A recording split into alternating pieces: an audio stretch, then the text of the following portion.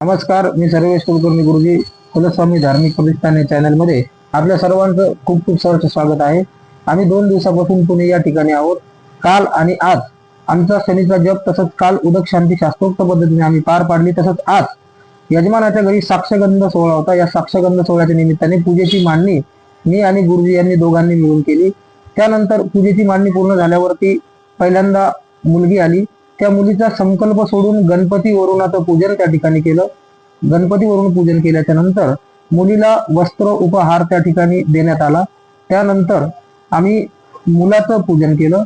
मुलाचं पूजन केल्याच्या नंतर मुलाला सुद्धा यथायोग्य वस्त्रोपहार त्या ठिकाणी यजमानांच्याकडून देण्यात आला.